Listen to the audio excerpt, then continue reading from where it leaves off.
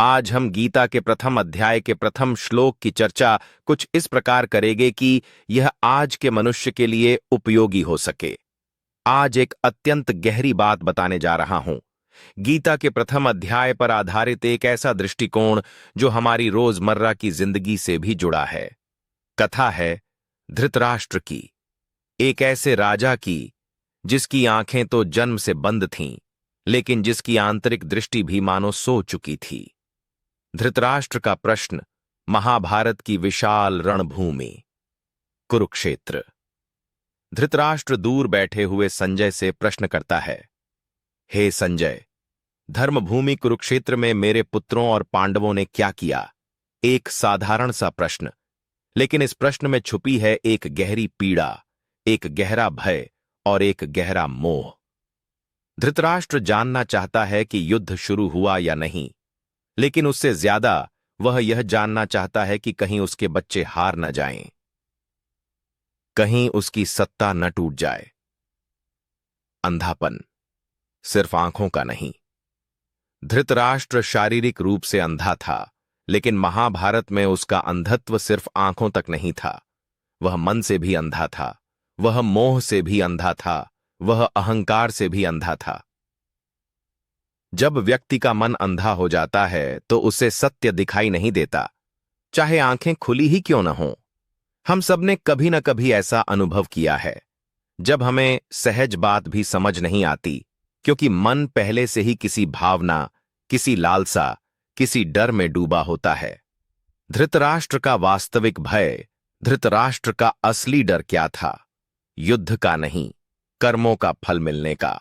उसे पता था कि उसके पुत्र दुर्योधन और उसके भाई अनाधिकार, अन्याय, लोभ और अहंकार में इतने डूब चुके थे कि उनके रास्ते का अंत निश्चित है, लेकिन फिर भी वह मोहवश उन्हें रोक नहीं पाया। यह कहानी सिर्फ धृतराष्ट्र की नहीं, यह कहानी उन सभी की है जो गलत को जानते हुए भी चुप रहते हैं। संजय की दृष्टि और मनुष्य की चेतना। संजय को दिव्य दृष्टि प्राप्त थी, लेकिन यह सिर्फ एक चमत्कार नहीं था, यह एक प्रतीक है। जब मन शांत होता है, पवित्र होता है, तो इंसान दूर की बातें भी देख सकता है। जब मन अशांत हो, भरा हो लालच से, डर से, तो सामने का सत्य भी दिखाई नहीं देता। धृतराष्ट्र अपने पुत्रों को रोक सकता था, पर उसने नहीं रोका, क्योंकि मन का अंधापन आंखों के अंधेपन से भी बड़ा होता है। धर्मक्षेत्र का अर्थ। कुरुक्षेत्र को धर्मक्षेत्र क्यों कहा गया? क्योंकि वहां युद्ध सिर्फ धन सत्ता के लिए नहीं था, वहां युद्ध था धर्म और अधर्म के बीच। जब मनुष्य सही और गलत के बीच उलझ जाता है, जहां उसकी वासनाएं उसे खींचती हैं और उसकी अंतरात्मा उसे टोकती है, उसी जगह असली युद्ध शुरू होता है। युद्ध बाहरी नहीं, युद्ध भीतरी होता है। धृतराष्ट्र का मनोभाव। धृतराष्ट्र अच्छी तरह जानता था कि पांडव धर्म के मार्ग पर हैं। वह यह भी जानता था कि उसके पुत्र दुर्योधन ने अधर्म का मार्ग अपनाया है, लेकिन मोह ने उसे बांध रखा था। इस स्थिति में मनुष्य क्या करता है? वह दूसरों के कर्मों को देखकर चिंता नहीं करता। वह सोचता है कि उसके अपने लोग बच जाएं। इसीलिए वह पूछता है, मेरे पुत्रों ने क्या किया? वह नहीं पूछता, धर्म ने क्या किया? यह प्रश्न ही बताता है उसकी मानसिक स्थिति। सत्य की चिंता नहीं, परिणाम की चिंता थी। मोह की जंजीरें।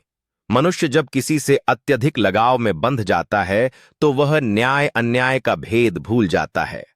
धृतराष्ट्र भी पितृ स्नेह में इतना बंधा था कि सत्य उसके लिए महत्वहीन हो गया। जीवन में अक्सर ऐसा होता है, हम अपने प्रियजनों की गलती को भी सही ठहराने लगते हैं, लेकिन गलत को सही कहना धीरे धीरे हमें भी उसी अंधकार में ले जाता है। युद्ध की अनिवार्यता। समय ऐसा आ जाता है कि युद्ध टाला नहीं जा सकता। जब अन्याय बढ़ जाए, जब लोभ और अहंकार अपनी चरम सीमा पर पहुंच जाए, जब सत्य को दबाने की कोशिश हो, तब युद्ध अनिवार्य हो जाता है। कुरुक्षेत्र का युद्ध भी अनिवार्य था। यह युद्ध सिर्फ दो कुटुंबों का नहीं था, यह सत्य और असत्य की लड़ाई थी। मनुष्य का आंतरिक युद्ध। आज भी हर व्यक्ति अपने भीतर एक कुरुक्षेत्र लिए चलता है। एक तरफ है अज्ञान, आलस्य, इच्छाएं, लालच, और दूसरी तरफ है सजगता, सत्य, धर्म, कर्तव्य। हर दिन जब हम कोई निर्णय लेते हैं तो यह युद्ध होता है। हम किस पक्ष में खड़े हैं यह हम तय करते हैं। धृतराष्ट्र का प्रश्न, हम सबका प्रश्न।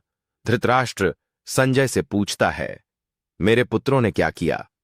और यही प्रश्न आज भी हर मनुष्य पूछता है, मेरे कर्म मुझे क्या दे रहे हैं? मन जानता है कि अगर हम अधर्म का साथ देंगे, अगर हम अपने भय और लालच में पड़कर निर्णय लेंगे, तो परिणाम युद्ध जैसा ही विनाशकारी होगा। उपसंहार। पहले अध्याय की सीख। गीता का पहला अध्याय हमें सिखाता है, अंधापन सिर्फ आंखों का नहीं होता। मोह सबसे बड़ा बंधन है। धर्म का पालन कभी कभी कठिन होता है, पर यही रास्ता सही है। सत्य से भागकर मनुष्य खुद को ही कष्ट देता है, और हर इंसान के भीतर एक युद्ध चलता है, जिसे जीतना ही वास्तविक जीवन है। धृतराष्ट्र ने सत्य को देखने से इनकार किया और उसका परिणाम विनाश था। हम ऐसा न करें, अपनी आंखें खोलें और उससे भी आगे अपनी चेतना को जागृत करें।